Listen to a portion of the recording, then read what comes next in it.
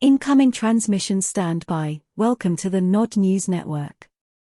Warsaw's ambassador called on Ottawa to try the 98-year-old Waffen SS officer for war crimes committed by his division. The Ukrainian Nazi veteran invited and honored in the Canadian Parliament last week should face prosecution for the actions of the Waffen SS, Polish ambassador to Canada Witold Dzielski told CTV National News on Monday. He insisted that the Canadian government issue an apology to the Polish people.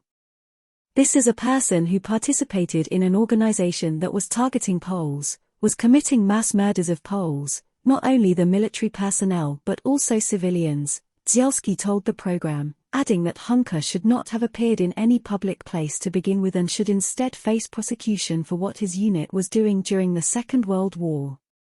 The diplomat stressed earlier in his remarks that it was deeply hurtful to see Yaroslav Hunker, a 98-year-old Ukrainian Canadian who fought for the 14th Waffen Grenadier Division of the SS, which was responsible for the slaughter of millions of innocent people, be applauded in Canada's House of Commons last Friday.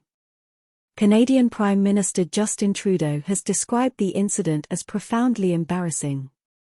At the same time, House Speaker Anthony Rota, who invited Hunker to attend the special session of Parliament also attended by Ukrainian President Volodymyr Zelensky, has stated that he regretted celebrating the Nazi SS veteran as a hero and offered his deepest apologies to Jewish communities in Canada and around the world.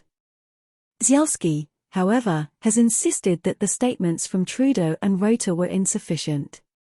He pointed out that it was wrong that Poland was not mentioned in the apologies delivered by Canadian officials, given that the Nazi division, to which the 98-year-old Yaroslav Hunker belonged, had committed mass killings of Polish citizens.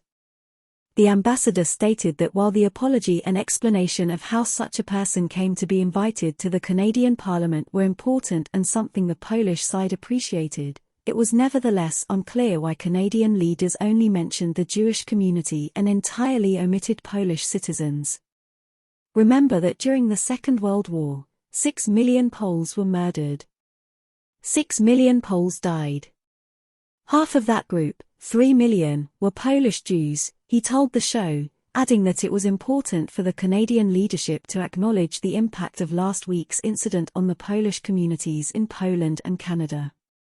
Meanwhile, Polish Deputy Foreign Minister Arkadiusz Smularczyk has insisted that Rota had shown a lack of insight, lack of knowledge of history and lack of diligence and should suffer some personal consequences for his blunder and resign from his position as Speaker of the House. This has been the Nod News Network, transmission complete.